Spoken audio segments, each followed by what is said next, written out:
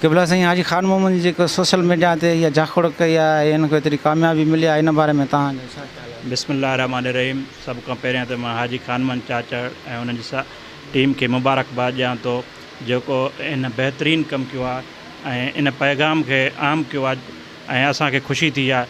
असां उनखे ख़ुशी जे मौक़े ते शरीक थिया ऐं मुबारकबाद ॾियूं था ऐं दुआ कयूं था अलाह सां उनखे वधीक अञा कामयाबी अता फरमाईंदो।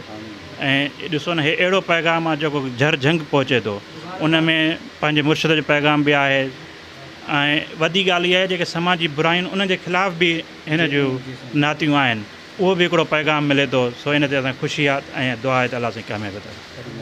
क़िबला साईं हाजी ख़ान मोहम्मद जी जाखोड़ खे जेका ज़ाहिरी बि ऐं फेसबुक जी दुनिया में जेका हिन जी जाखोड़ आहे, जेको हिन पैगाम घर घर पहुचायो आहे, हिन खे तव्हां छा था सम्झो?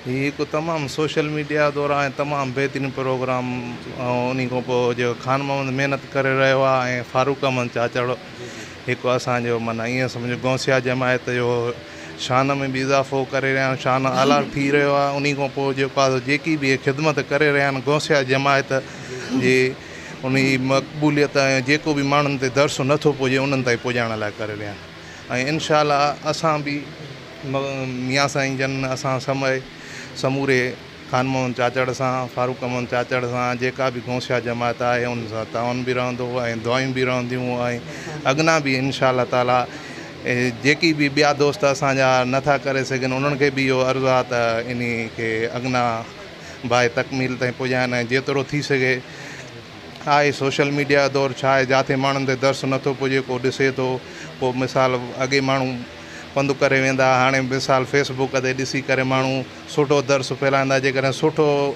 का शइ हासिलु कंदा त माण्हू फेसबुक ते उते ॿुधी करे बि अमल करे सघे थो पियो। ऐं जेको इनशा अॻिना हली अञा बि बहितर फारूक अहमद चाचड़ जेका महिनत करे रहिया अलाह उन खे अॻिना रंग लाईंदो, अञा अॻिना बहितरी थींदी इनशा अल्लाह ताला।